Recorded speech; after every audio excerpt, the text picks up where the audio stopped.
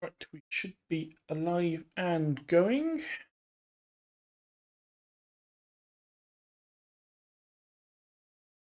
Also recording this separately for once with different audio channels and everything, so that maybe we can try messing with editing at some point. But we'll see.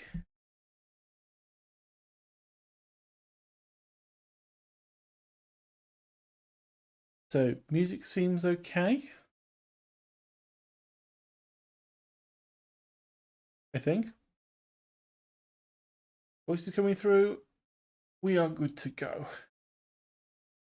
Apart from the coughing of the lungs. The coughing out of the lungs isn't always going to happen.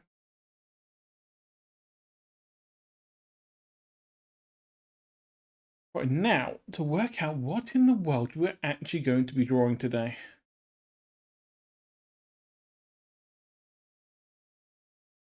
Where is that list of things?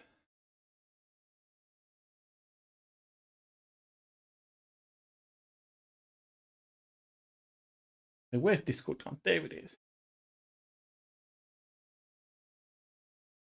So the past week has been productive-ish in terms of the world that Sheep has started, and that there are now 5 of us working on.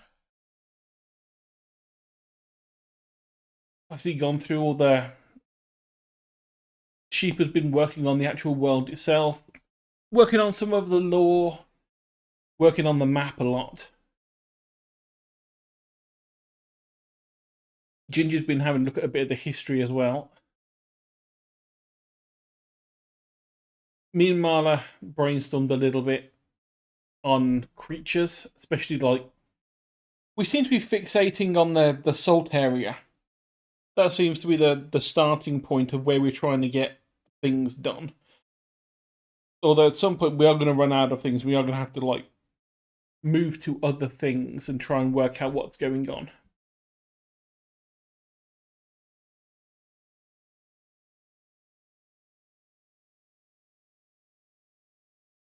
I mean, there have been things that I've picked up, so we're going to want. Oh, wonderful! I love when transparency works the wrong way. So this has in fact forgotten what the axes were, because the axes were also black. And so with the legend, the keys and everything, it's basically was meant to be a biome map. On the side is rainfall, and on the bottom was temperature. So as you go up in rainfall, you get wetter, and obviously as you get hotter, yeah. So hot and wet is rainforest, cold and dry is tundra, cold and hot is subtropical. Apparently, cold and wet doesn't exist. Usually, because if it's cold, there's not going to be a lot of precipitation. So with that's rain and snow. So there isn't really anything that's going to be up here. And so really, what I've gathered from talking with Sheep and everyone, Sheep and Marla mainly, for the course of this thing, is that the salt area is sort of in this woodland, temperate grassland, cold desert region. It's going to be dry, hence why there's not a lot of moisture, but it's going to be warm. Whether it's going to be hot, I don't know. So it might even be like going to subtropical desert. Not too sure. Hey there, welcome in.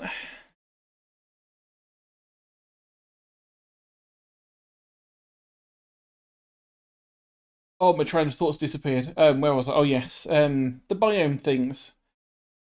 So currently the bit that we've been focusing on has been sort of this. Granted, it's full of salt, but that's the main area. So I'm gonna just re-scribble this in because it removed it. So that was rain. That was heat.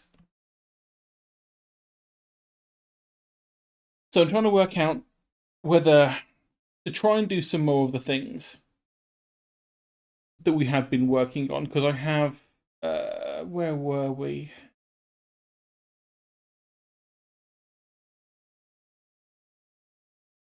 I had been scribbling around with stuff.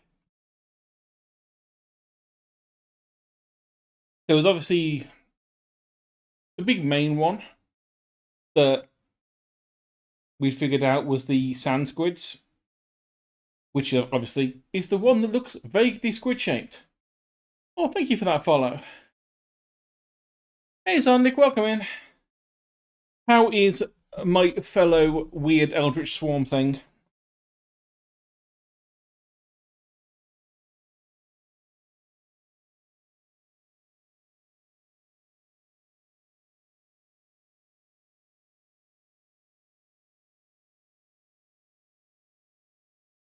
Yeah, so I've been working on these two.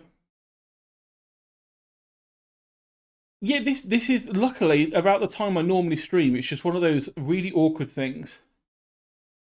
Yes, it's art time. I don't know if Sheepa has ever mentioned the D&D world he started putting together. I have become his resident biologist, apparently.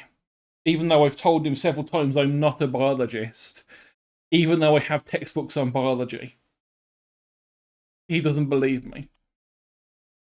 And so I've been drafted.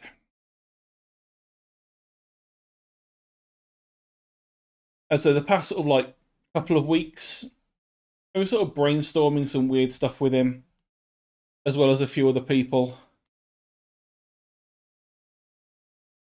Mainly trying to like at least get one of the biomes minimally populated. So there's stuff for players to do in the area. I'm not too bad, thanks. How are you all? So the main one that we'd started off was this sand squid. The biome is essentially just full of salt. So it's like, imagine if League of Legends was in fact an area on the planet.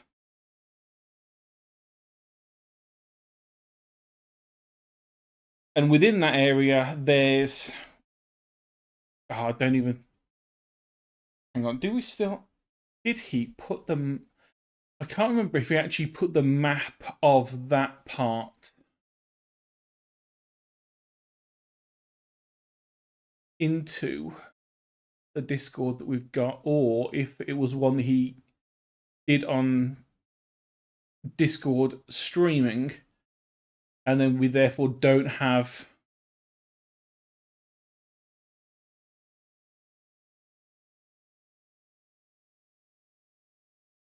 Right, that was the ice and the sand area he did.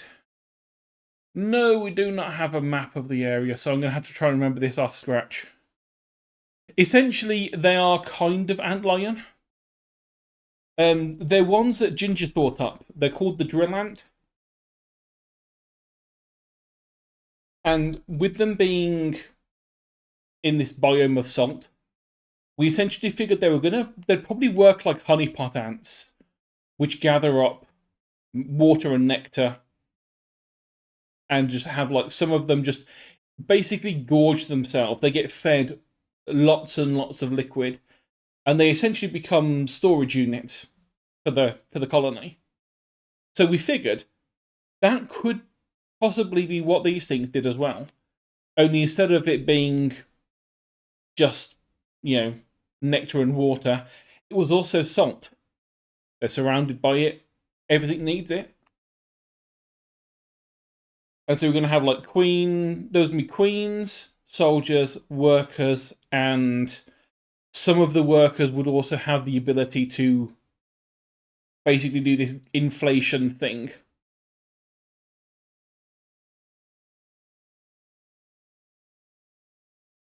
Oh, when we're talking like pure salt, and I think the way that it kind of been planned I've got to, this is it's been several days, so I'm trying to remember this off the top of my head now.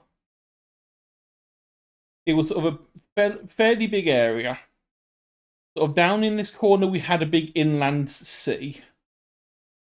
We had all this area here was a forest that was made of trees whose roots go really deep into underground water channels, which is where they get their water from and bring the water to the surface where everything sort of taps into the trees to access the water. There was a bunch of canyons here, which was really hard to get through. And I cannot for the life of me remember what all this was. This might just be the pure salt flat. So just pure flat area. Essentially, yeah, it's a large dehydrated sea. Whether it's because of the heat or whether it's because it just got raised out of the land or raised out of the sea during the tectonic events of what's going on, I don't think we've figured that bit out yet. But essentially, this little salt biome is essentially like a really big land bridge between the northern and the southern continents of the west-hand side of the map.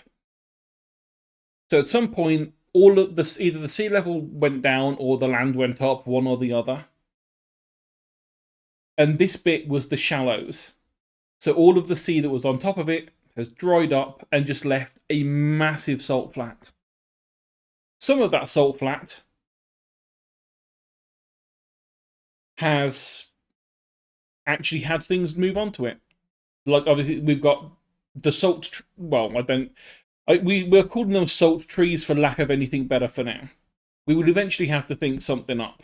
But for now, it's just a salt tree. And they're going to be like big trees. Their seeds are like coconuts. Lots of energy. It just drops the root directly down for like a good 30 meters to try and reach the water that's down underneath the area. And then it will start spreading out.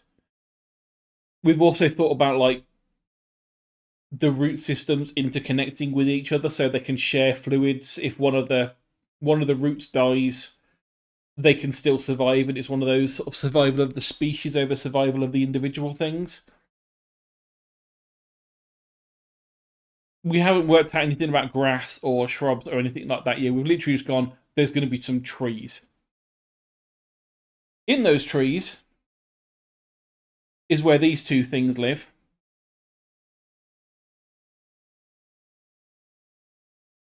We've got the salt squids that are a light blue colour because that's kind of like what the colour of the sand is. Well, the colour of the sand, the colour of the salt, even. Because when there's a lot of it, it always seems to be a little bit more blue than white. When you see those pictures of salt plains, it's always got that slight tinge. And so they've obviously gone blue, partly because of just coloration of their skin, and partly because they've got salt crusted on them because they crawl through the stuff. So what they do is they burrow into the tree. They just chew on it with their beak, get underneath the bark, where they can essentially stay protected from the elements.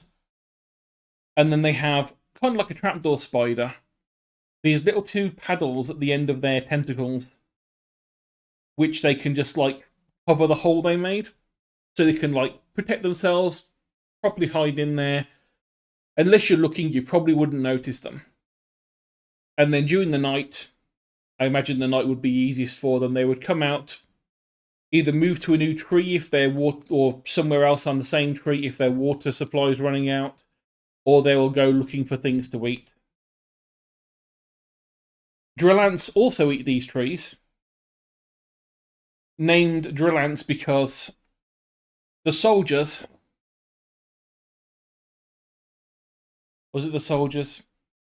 It was either the soldiers or the workers we'd figured out. I think it might... No, it was the workers have these mouths, which are essentially the two mandibles. I've looked into this. Early ant species did not have mandibles that went side to side like that. They had mandibles that did this. And then their eyes would be like that, rather than that. Yeah, I wouldn't have. Thank you, PBS Eons from YouTube for letting me find that out. Yes, it accidentally became an uwu, but it has the uwu.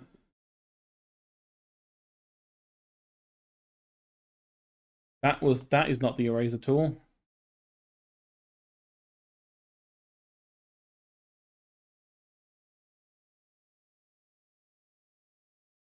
So I figured right at the end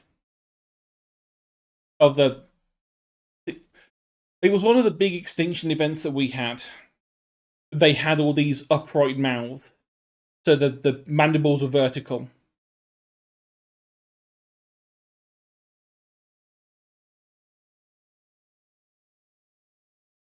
Ah, but mangroves can.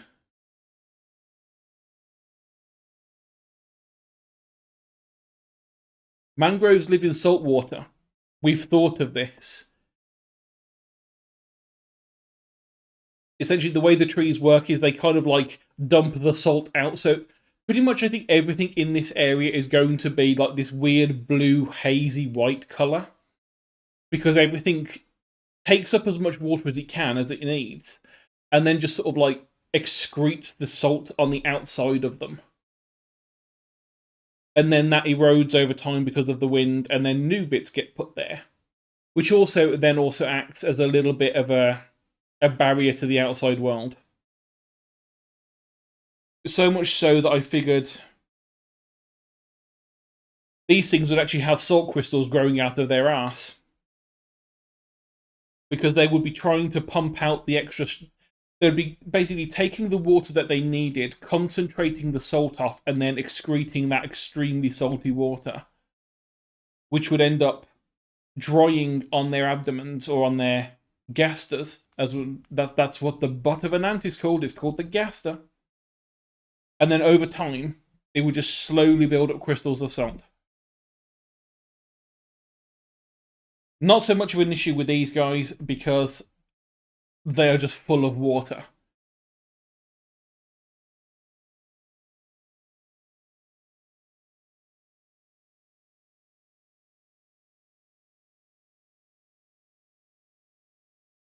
And so that's pretty much kind of where we got to with the salt plains up until now.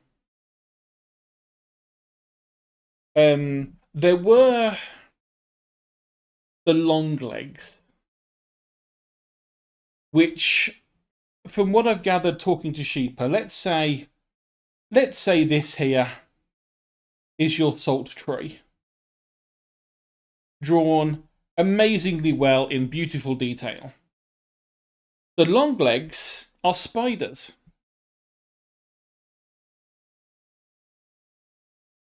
About this big.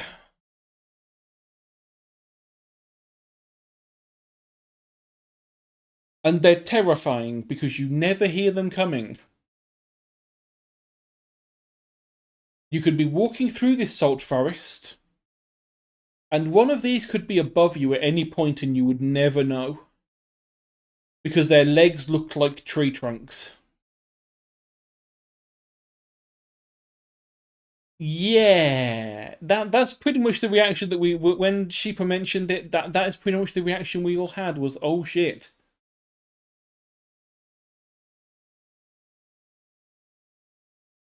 We've also then taken that long leg idea and we've also given it sort of two evolutionary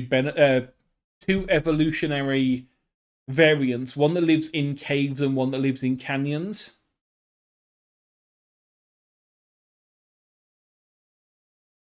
So the one that lives in the canyons, same area in the salt area, but we've figured that what happens with them is that they hate light. So that's why they live in the canyon. They live in holes in the canyons. But it also means that when they want to get prey, they have to move very, very quickly. And they move very, very quickly. essentially what's going to happen if a player goes into those places. Yeah, I think unfortunately, yeah, I thought links would work fine, but apparently links do not work fine because people have done links in my chat before. So I wonder if the something's gone a little bit weird with the settings. I'll have to have a look onto that. Oh no, don't worry. It's not going to like ban you or anything. It's just that's what it's showing up as the asterisk. Yeah, I think it's the auto mod thing, which it's not actually showing me that there's a problem. It's just not bringing them up. I have not seen Conga. It's one of those films I would probably watch, but just never get around to it. Not unless someone sits down and says, "We're watching this today," and I'll go, "Okay, fair enough." But yeah, these ones are just like they're ambush predators. They will just sit there. They will just be calm. They will not move until something walks under them, and then that thing has a 50-50 chance of just dying. The canyon one, it's smaller, thankfully, but it's faster. So much so that in terms of like rule wise, in terms of the world for D&D, if you're in the canyons, the DM will just say, roll a perception check. If you roll high enough, you get to actually fight. If you don't roll high enough, bad things might happen. Because essentially you get about 6 seconds of warning with this thing. You will just hear a scuttering noise. And if you have not prepared your weapons, you're going to be flat-footed in a fight. With a spider that's about 10 foot tall.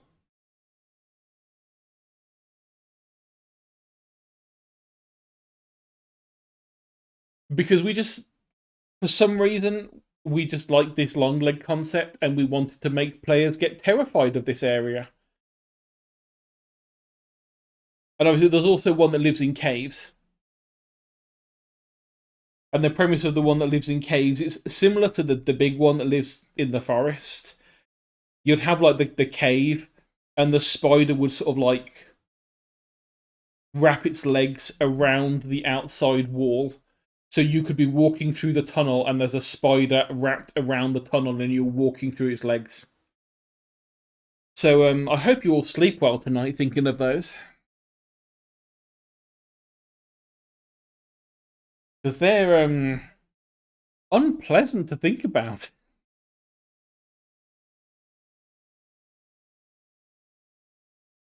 Because we're also thinking that the world that's being created, it's a prehistoric world. So we're talking early human level of crazy shit.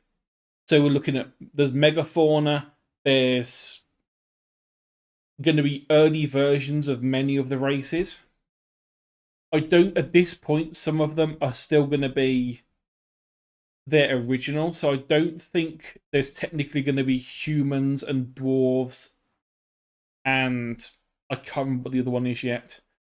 But there's basically a few races that descend from the same original species.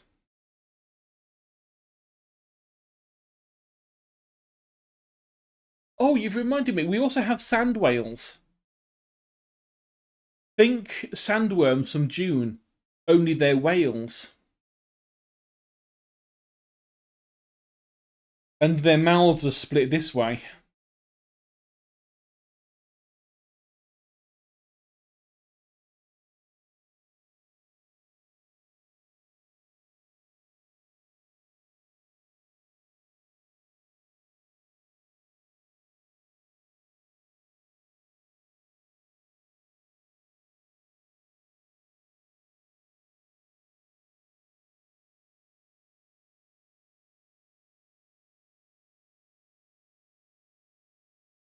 That's one thing. One thing with the salt thing we're trying not to do is overpopulate it, because obviously, with it being salty and there not being a lot of water, there's not going to be a lot of variety of things. So I think probably I think we'd looked at maybe one more prey animal. We've got long legs as being a major predator. We've got the sand whale as essentially being a filter feeder, but using the salt. So any like little creatures or decaying matter that's in the salt gets fed on with the salt whales. When the salt whales die, they become essentially like a whale fall in the ocean. A load of things, like if a drill ant colony happens to come across one of the whale falls of these sand whales, the colony goes massive. We're talking like hundreds and hundreds of thousands of drill ants, which are hyper aggressive and have drills for faces.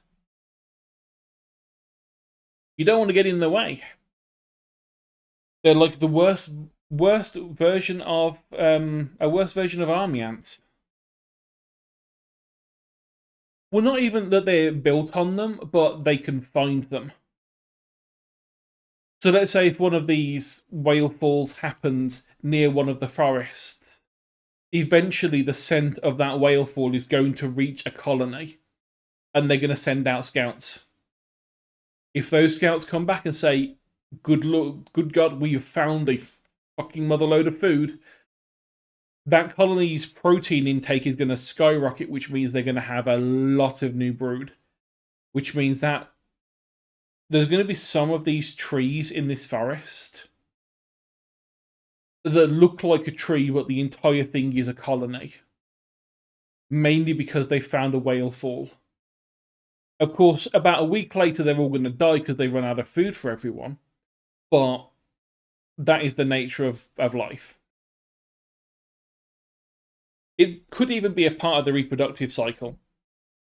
You know, they get the whale fall, they massively overpopulate, and then that triggers new queens to be created, triggers nuptial flights. They go off, spread out across the rest of the forest. Some will survive, most of them will die. But thinking about it now, what could probably happen? At the moment, most ant colonies, when they do nuptial flights, which is when all the queens and princes and whatnot just fly up into the air and fuck and fly off, they do it alone. Some of them, I say alone, some of them the queen goes off on the queen's own, it will dig its tunnel, it will seal it, it will create its basic worker brood to look after it while it makes it starts doing the workers, and then they'll unplug the hole and go about their business. Some species, the queen and the prince go off at the same place. They go and disappear at the same place at the same time, so they'll move in together essentially.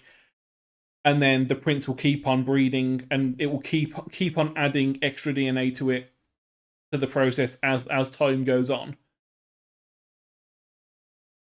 Also, I think that happens in termites as well. But they don't really take workers with them.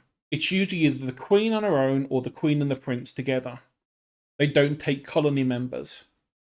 Whereas beehives do. Beehives will often split. Once they get to a certain size, because I remember reading about this for beekeeping, one of the reasons they keep them in a certain size hive is to keep their numbers down. Because if the numbers get a bit too high,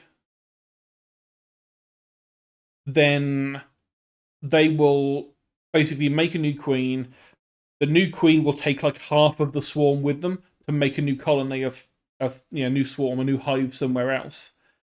And then it essentially just like does in the wild it would do this and just exponential growth thing. So one colony gets big, splits to two, disappear. One of them disappears.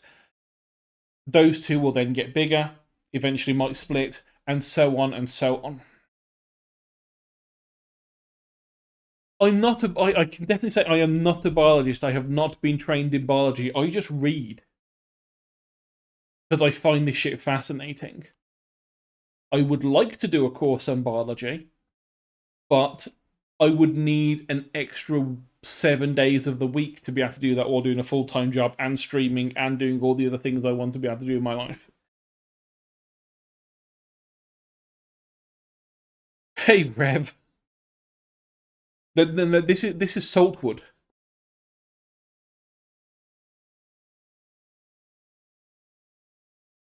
Oh. I like the fact that I've spent the past half an hour basically recapping what I did in a stream last week. And I say in a stream, not a stream that I streamed to you guys, but a stream that I streamed in Discord to Sheep and Marla. It is not a tree octopus.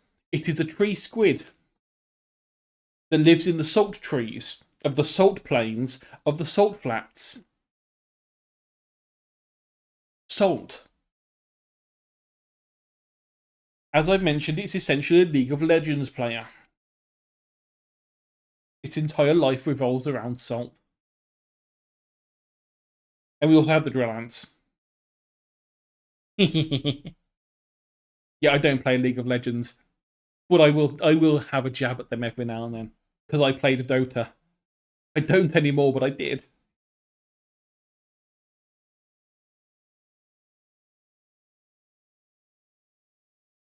So I'm just trying to think now.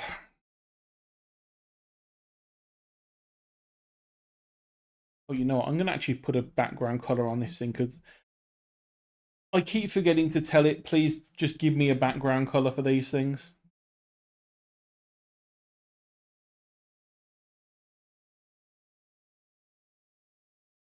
As I've mentioned to Zon, we're keeping the number of things in the salt area minimal because there's going to be a lot of competition for water. So only the very, very specific things that have managed to work around it will be there. Oh, that's okay, Zon. I hope you have a good stream and thanks for popping in. It's good to finally have you drop in.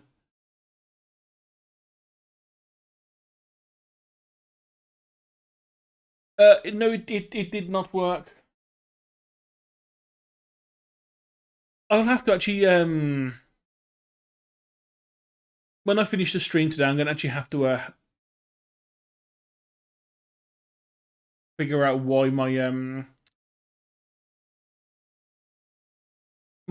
mod settings are suddenly saying don't allow links.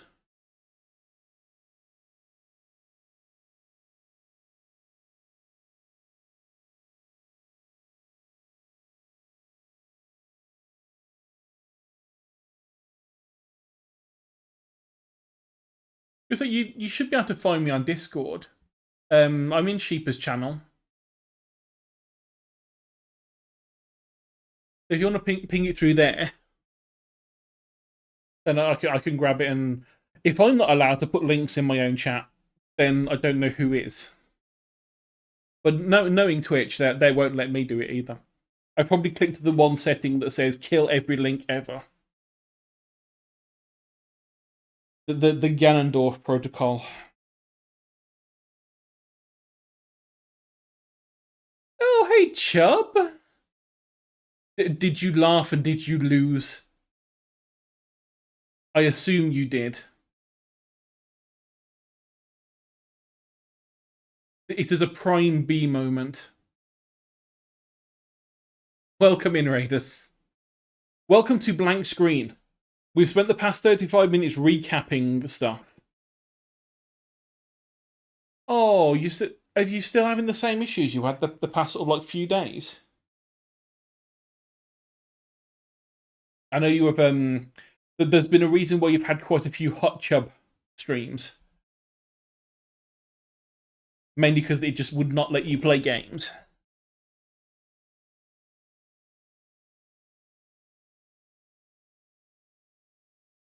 Oh, that is a shame.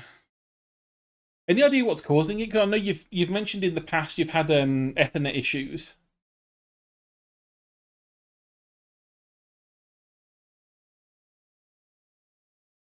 Oh, okay. So Bezos heard. Bezos heard the Bezos and said, "I'm sorry, but no."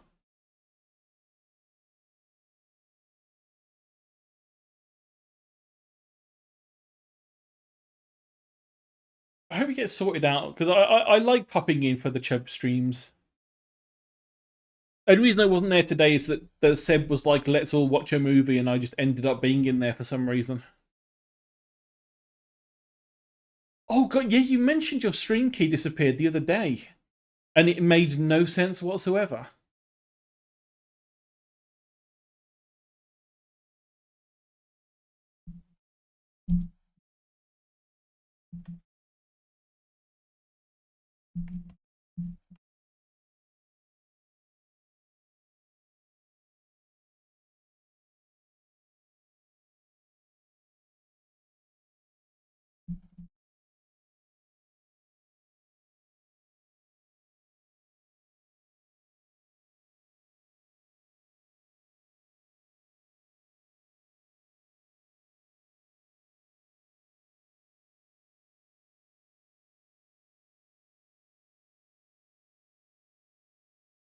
Do that? Okay. I've not actually. I mean, to be fair, I've only been doing this for 7 months, so I've only had one Twitch payout, and it's mainly Baguetzi that got me to that point.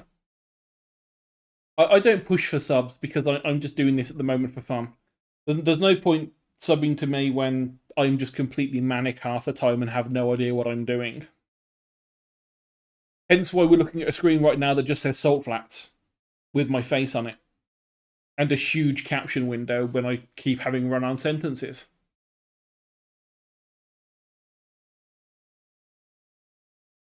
Oh, this is 60%, jeez. I mean, they would deserve it more if their servers worked and they stopped eating your stream key.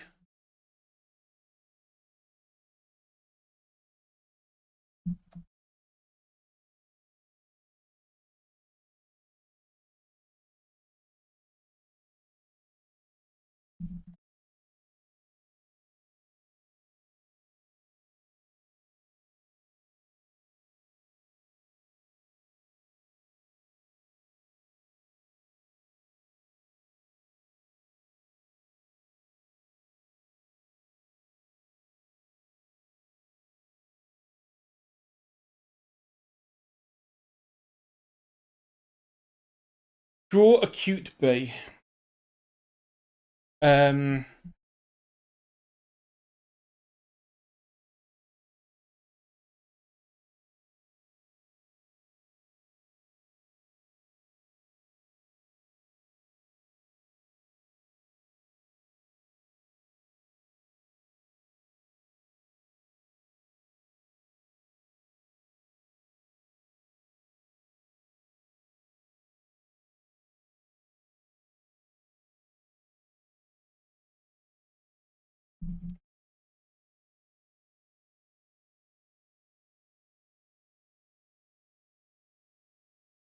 there you is that a good enough bee for you?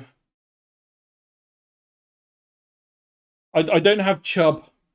I don't have an image of Chubb on my screen right now, so I've done the best I can.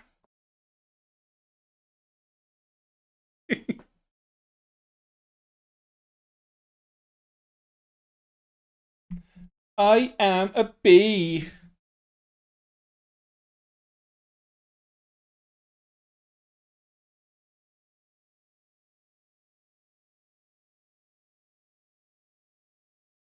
I just realised I drew that on the background layer.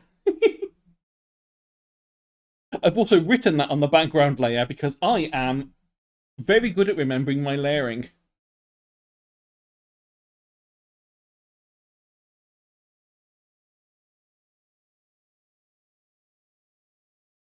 We are working on a world, a terrifying world that has spiders about 20 feet tall, but a world nonetheless. William Sheeper started this off about God knows how long ago. I think probably about 3 weeks ago now.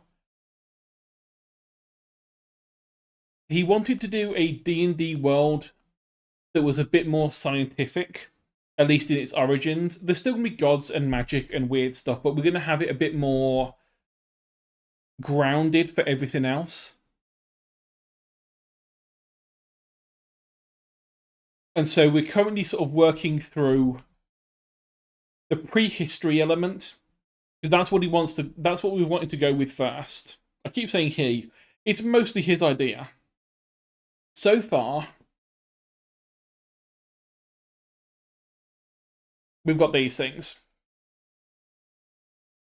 There's a generic tree, because we haven't got any further in designing what the trees actually look like. We just know that there's trees. The main thing is we know it's going to have massive seeds, big deep roots because it's in a salt plain. It wants to go deep. It's got to find water down underground where there's less salt and there's more water. We've got squids that live in the trees. And I mean in the tree, they burrow into the tree. They chew on the wood, they get inside, they live in the tree because it's fairly decent in there. And there's drill ants, which are hyper aggressive. You know how big Japanese hornets are, right? We have not thought about the ink part yet. I think probably they're more likely to spray salt water. Or we've not thought of defense mechanisms yet. All we've really done is design a little bit and then pick out some like basic elements for them. But yeah, these drill ants are essentially the same size as Japanese hornets, so a good 2 inches from head to butt,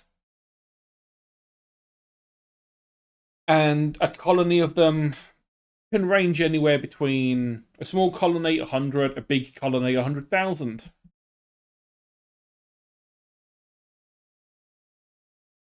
Essentially, that's the thinking, is that it's going to be everything on here is going to have some way of excreting the extra salt. Yes, the ants will eat anything they get their hands on,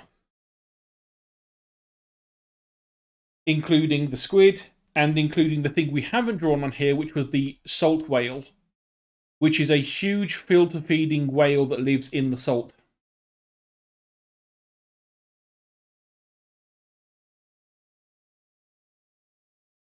That could work, Rev. I mean, at the moment, we've got it so they actually burrow into the trees, because the trees contain the water.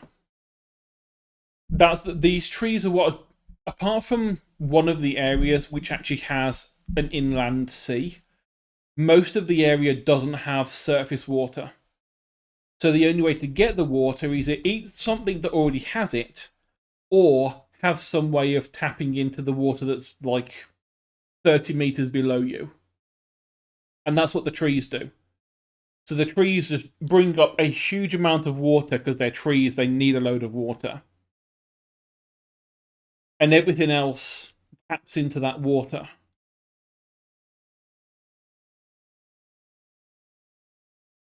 Well, to be fair, they already have these big brown bits on the end.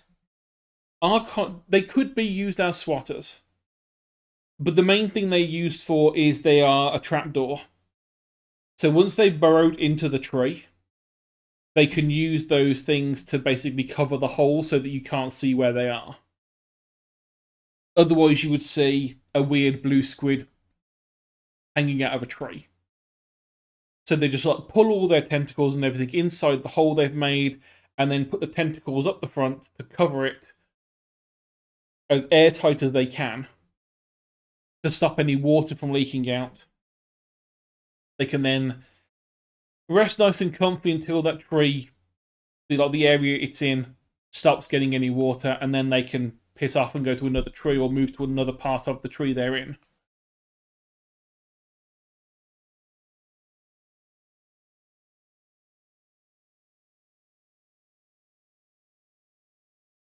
Well, that's the thing, Rev. The ants and the squid both use the trees. However, it's one of those rare things for the salt squids. Have to be careful, because you do not want to accidentally be digging in to a tree that's infested with drill ants. Because these things are essentially army ants, but 2 inches long and with a drill for a face. The squids posed no threats to the drill ants. The squids would rather escape. I think actually, hang on. I think I actually have. I'll have to double check on here on the Discord. I think Ginger actually did a stat block for them. Because obviously these are for D&D creatures. Well, was it in the? Was it in the chat for? No, it wasn't in the chat for the. For there. Which of these places was it put?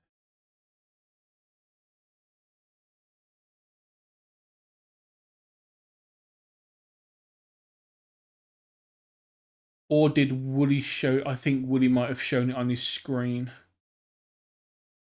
Damn. Yeah, essentially, what was going to happen, I think, with the. If I remember right, from the stat block, they have. They do have a spray defense, but it's more for blinding than anything. So what they will do is they have a little bit of camouflage. So they will first of all they will attack to basically say go away. If you do not go away, they will then do a cone attack of blindness, which I think is it's just like either throwing the salt or spraying the salt at you, causing you to either, dodge and close your eyes or get salt in your eye, and that's going to be unpleasant. During which time they scamper the fuck away. They will use their basic camouflage because they're the same color as the salts on the floor. They will essentially move as fast as they can away from you and try and hide. They don't want to fight you. They are very much passive creatures. They will only attack if you attack them first. But I think that was sort of like the way the I mean, if Ginger is in the chat by some coincidence, or if Sheep is still awake, they can, correct me on it. But that's what I remember from the stat block, and roughly what their behavior is going to be like if a player group comes across them when they're moving through this area.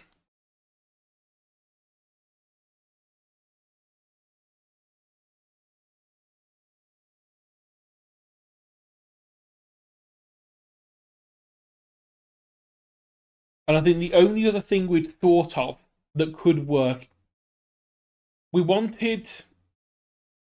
the salt squid as a prey animal, and technically the salt whale as well because of the whale fall idea. That when one of the sand whales dies, it's a huge amount of meat. Things are going to eat it. Then there's the drill ants that are. I'm going to assume they're just mostly carnivorous. But they could also maybe eat parts of the tree as well. I don't know. We've not really discussed the eating patterns of the drill ants, apart from they do eat meat. The longlegs are the big horrible predator that is the thing that's going to be the most scary, which is the giant spider. But then we also thought there's nothing that can really fight against the drill ants, so it would be interesting to have some kind of not big predator, but honey badger size.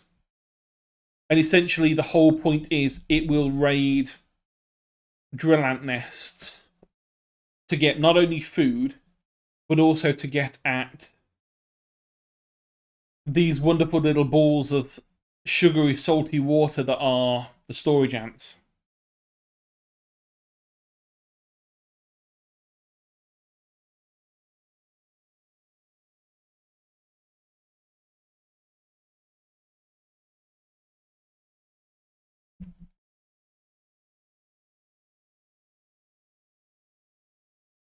That's right. I think the salt squid is going to be our herbivore for the area. because I can't foresee it with it being so defensive. I can't foresee it being a carnivore. It could be a scavenger. It could be like maybe cows, in which case they're mostly herbivore. But if they find something dead, they will eat it. Like cows are known to just eat mice and stuff if they're in the way, which is terrifying to realize when you first find that out that cows will just eat animals. We always think they're just they're just fine munching on some grass. No, they will eat horror. They are horrific. They will just consume things. They're what's the word? I know that there's obligate, which is they have to eat. So there's obligate herbivores and obligate carnivores. In other words, they have to eat this, otherwise they cannot function without a pure diet of this. Which is why people that try and make cats go vegan are horrific.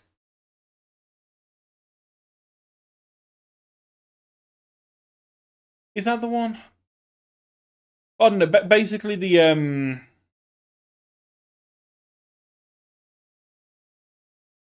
oh, my brain just blanked. Then the word was there.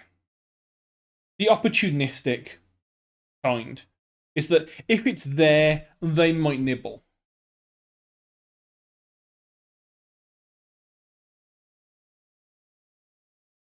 But like I say, we haven't really gone into what the sand squid eats yet. I'm only assuming it's going to be the trees and maybe the shrubs around the trees. Because they're obviously, if they're this defensive, they're not going to want to actually leave the tree much. They're going to be, the only time they're ever going to be like noticed is if they're moving from tree to tree. Probably during the night when it's cooler, when there's less chance that they get attacked by ants, that sort of thing.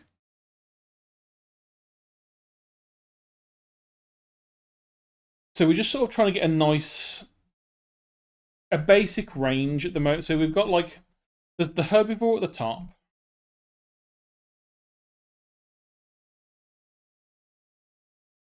Then we've got the drill ants. I think the long legs do also. I don't know if they eat the big ones, but they do eat some of them. Although it's a risky endeavor because the squids like to grab onto the legs. And I think we figured out that the long legs have the ability to just drop a leg.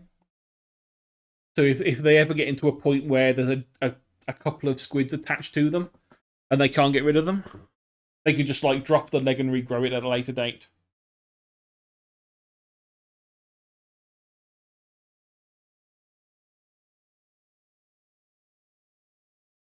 Both of these, when they die, to be fair, even the same with the herbivore, would end up being swallowed up by the salt whales, assuming they're in an area where the salt whale can actually eat them. But then there's also the fact that these two can actually eat each other.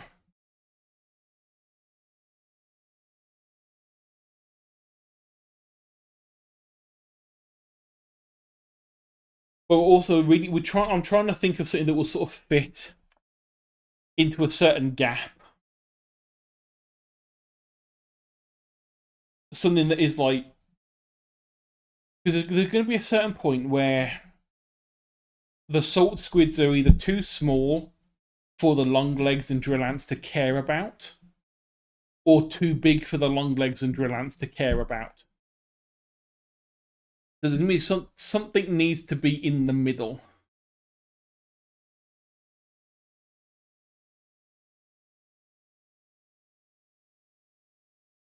I think the squids still sort of like flop along the floor.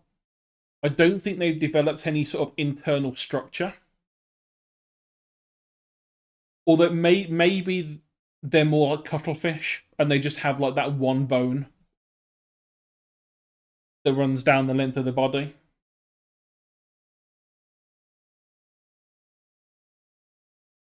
So maybe when they move around, maybe it's more like that than sort of that. So maybe they are more upright when they do move. Well, the trapdoors aren't hard, they're coloured. They're essentially, you know how with squids they have their regular long dangly bits? And then they have the two long ones that have a pad on the end, which they use for grabbing. So the trapdoor bits are essentially a coloured version of that just can kind of like slot into place. They aren't necessarily hard. I mean, they might be. Maybe they cover them in salt.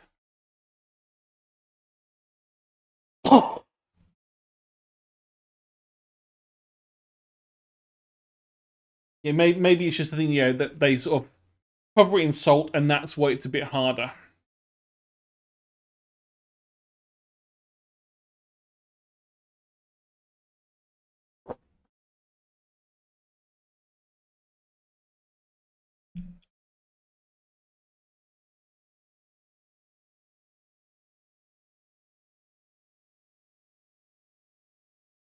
Well, Squishy Wet Squid would camo if it's inside a tree. Because you can't see the squid. That's how it camos itself. When it's inside the tree, you can't see the body, you can only see the brown bits. But the brown bits, assuming the trees are going to be brown, the bits on the end of the tentacles would be the same colour as whatever the tree is going to be. So essentially it just covers the hole and just makes it look like there's nothing there. There's no hole there, it just looks like part of the tree. And then the camouflage when they're moving is just that most of their body is the same colour as the salt.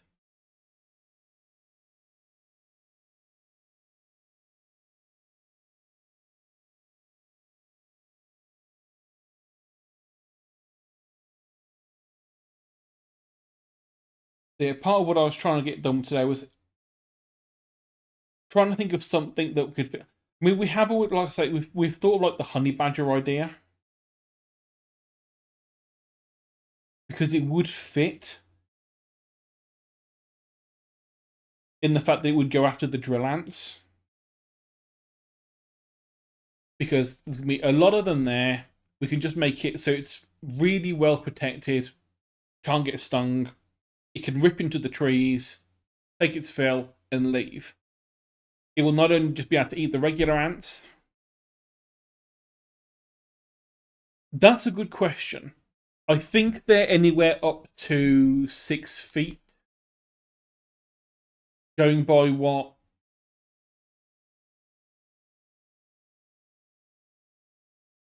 Like I said, I'm going by vague measurements given to me by Sheepa here. So I just know that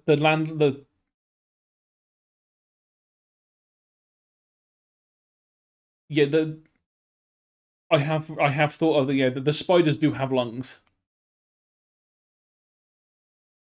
And there also happens to be a god of evolution sitting in a pyramid above the planet who's forcing this shit. That's where the god element comes into this thing with where it was.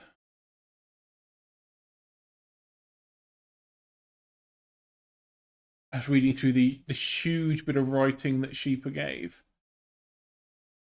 Yeah, there's basically a bunch of cat gods whose entire theory of life is that they want to create the ultimate creature. They don't see themselves as the ultimate being, but they want to make the ultimate creature because they think that the end times is going to be caused by them. And so they want to, they're aiming towards this end time. So a cat god will drift over to a planet, will seed it with life, if there is no life already there. if there is already life, wonderful, they'll just start messing with it. Just the presence of the god will mess with evolution. So things go faster than they should do. And the whole point of the cat god is it will sit in orbit of the planet, asleep, until there's only one animal left on the planet. At which point it will use that as a champion. And then it will move to a new planet and do the same thing. So essentially, these cat gods will destroy all life on a planet once they've orbited one. It will destroy all life on the planet except for one final challenge beast, which they will then take onto their ship and move to another planet. And the cat gods are essentially trying to make as many perfect beings as they possibly can to dump into a coliseum at the end of the universe. Which doesn't actually end the universe, but the cat gods think it will. It's very much it's probably just going to kill them. Because they've basically just brought a bunch of angry, genetically superior monsters and dumped them all into arena together. Whatever one survives it is going to be horrific. Which will then probably eat the cat gods. But, of course, you can't tell cats what to do. They're going to do it anyway, because they're asleep for most of it. But because of these gods of evolution, some of the stuff that might not necessarily work here on our world would work for there, because there is magic, there are gods, and there is specifically gods that fuck with evolution. You would need to talk more about that one with Sheepa to get the details.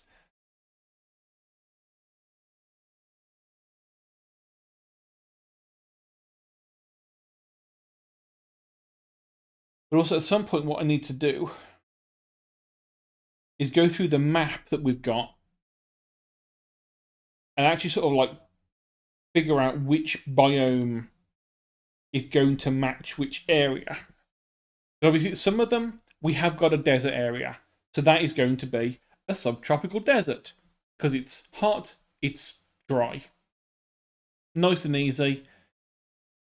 That's going to be fine. I mean, I've got this big white bit here at the moment, but that big white bit is very much going to be... it's more that what we're working on, the salt plains, is going to be more... sort of in this region, sort of closer to the hot end of the scale.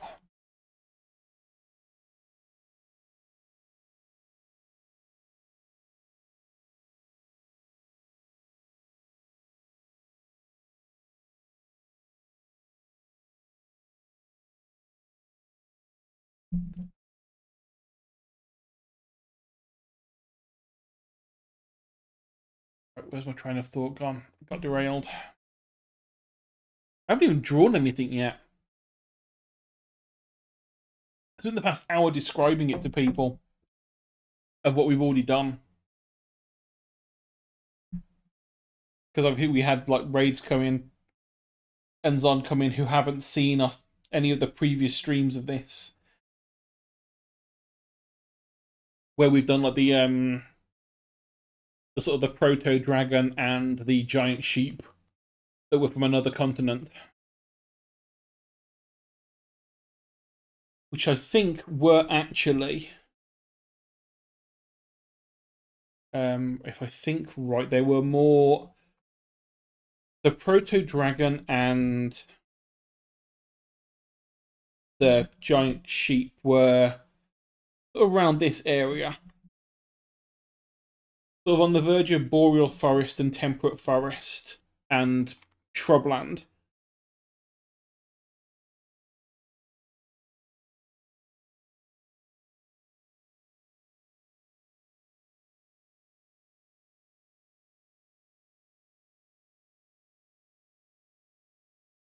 It's really annoying now because I don't have any time to actually do the drawing bit because I'm gonna be disappearing soon.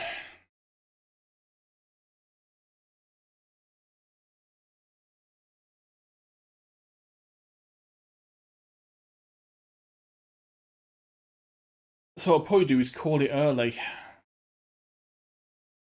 Because I've just been derailed too much today. And I have no idea what I'm doing now.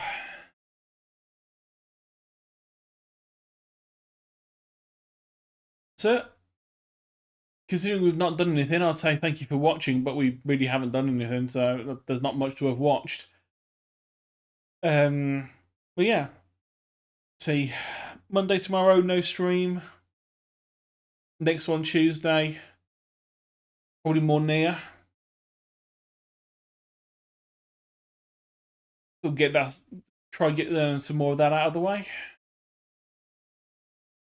Because it's starting to drag on now. I know it's a long game anyway, but we're like 30-something hours into it now, and it's starting to... I don't remember it taking this long before. But maybe that's just because I wasn't streaming it and I was just like immersed in it. But yeah, let's have a look. Is there anyone? I don't think there's anyone live at this time of day. No. So I'll just end it there. No raid. Not today.